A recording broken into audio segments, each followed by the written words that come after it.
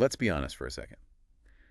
Don't we all wish we had just a little bit more energy to power through our days? I mean, it's tough, right? We live in this always-on world where we're constantly bombarded with information and demands. Exactly. And by the time that afternoon slump hits, forget about it. So we asked you guys to share some sources that claim to unlock the secrets to all-day energy. And let me tell you, some of the stuff in these sources, wow. Yeah, there were definitely some eye-openers in there for me too. So what we're doing in today's deep dive is taking a closer look at these sources, breaking down the science. And most importantly, figuring out what actually works. Right. Because let's face it, who has time for another complicated, unsustainable fad? Nobody. Uh, So we're going to cut through the noise and give you the actionable tips you need to actually feel more energized. So one of the things that really stood out to me in the research is how much emphasis is placed on the power of the first hour of your day. It's true. It's almost like that first hour sets the tone for the entire day. They even compare it to a domino effect. Start strong, and you'll feel the benefits cascade throughout your day. And think about it. You've just spent 6 to 8 hours sleeping. You're naturally dehydrated. Oh yeah, I definitely don't feel my sharpest first thing in the morning. So grabbing a big glass of water first thing is crucial. It kickstarts your metabolism, helps flush out toxins, and even if you do nothing else, that one simple act can make you feel so much more alert. That makes a lot of sense. The source also mentioned something about getting some sunlight as soon as you can. I always thought it was just about waking up, but apparently it's about resetting your body clock. Right, that's your circadian rhythm at work, our internal 24-hour clock that regulates everything from sleep to hormone production. I've definitely heard of the circadian rhythm, but I'll admit I don't fully understand how it works. It's actually pretty fascinating. Those hormones have names you might recognize. Cortisol, melatonin, and others fluctuate throughout the day and directly impact how energized you feel.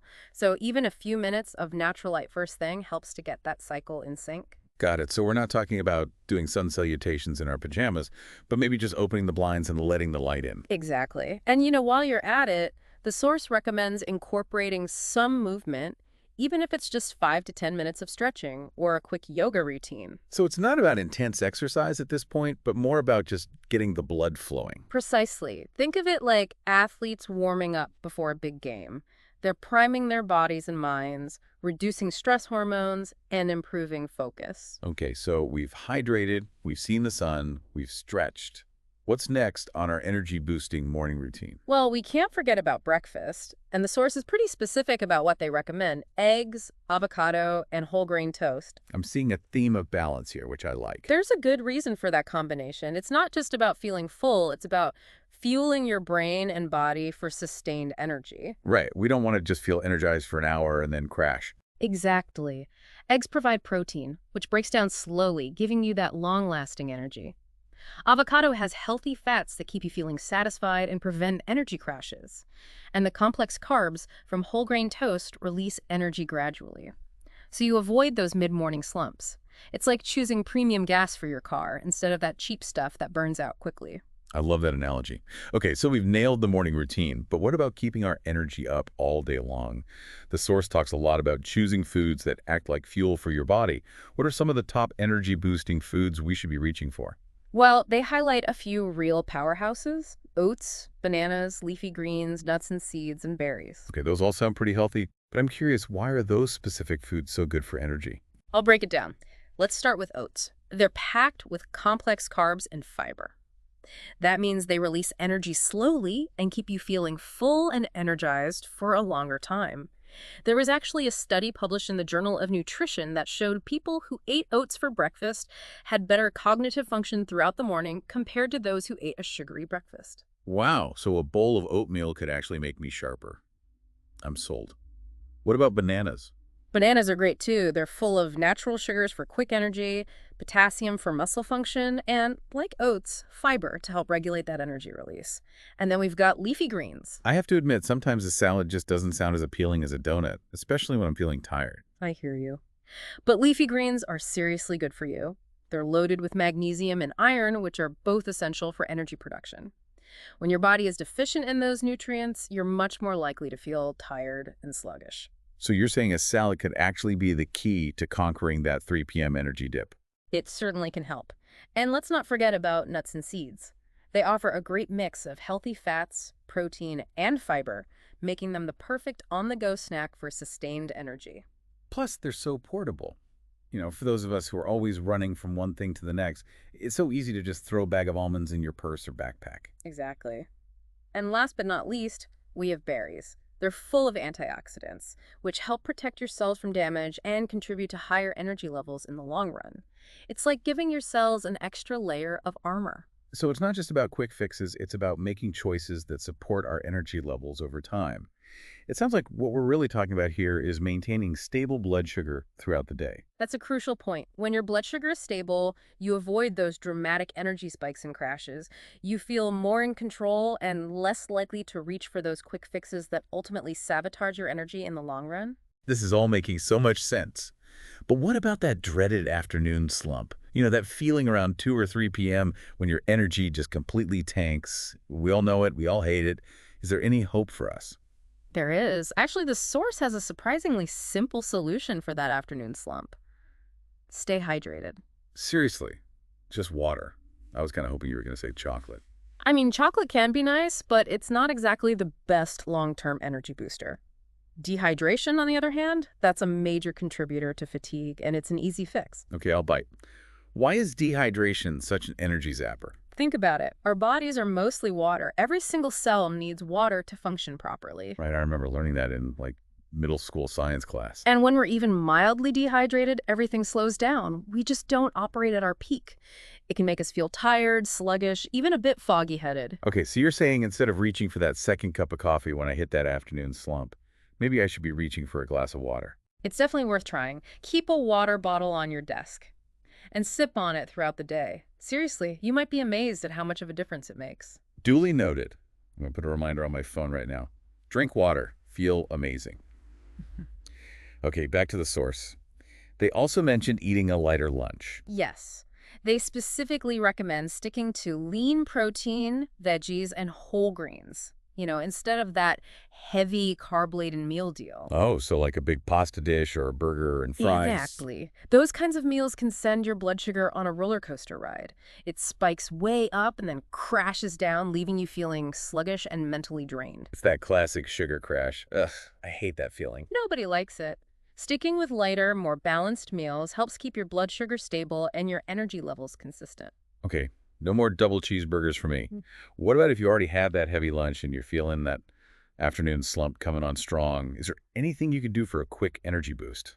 The source actually recommends something we've all heard before, but often dismiss: a brisk walk. Really? Just getting up and moving around? Yep.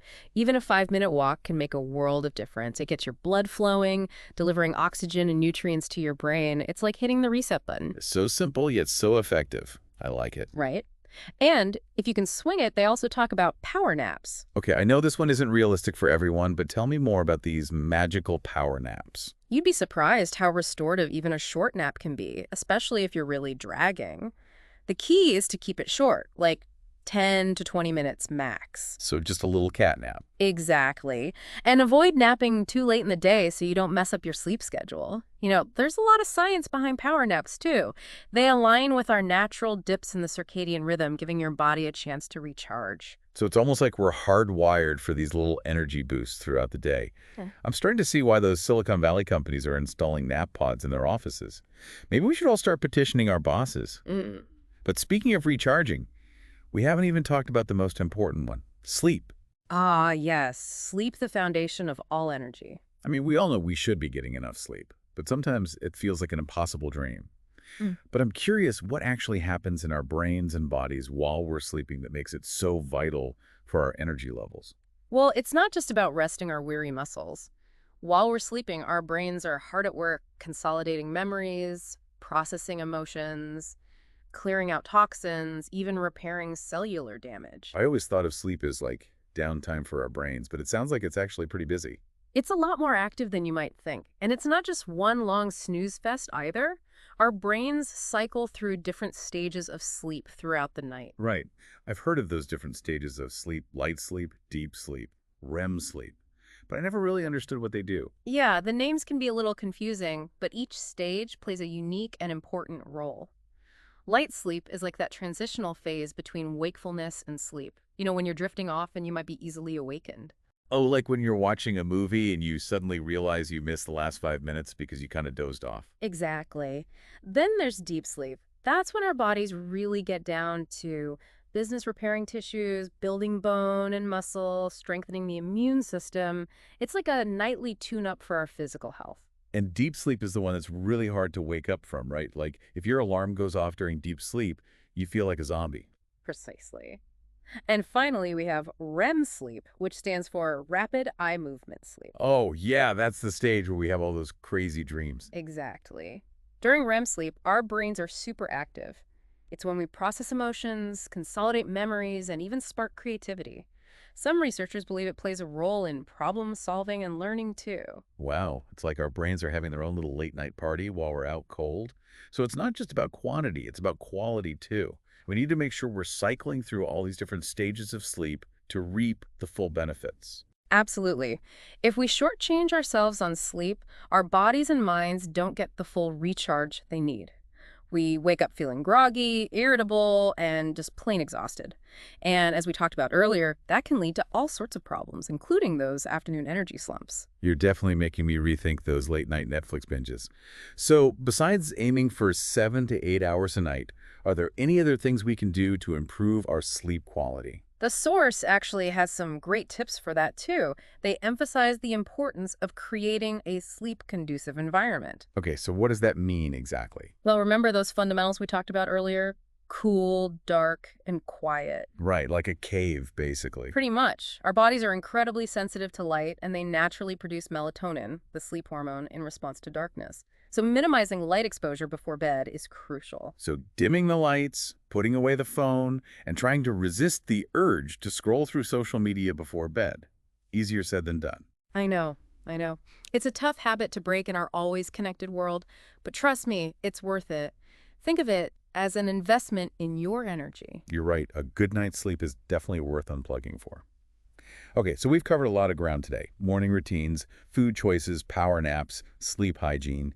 It's clear that boosting energy is a holistic endeavor.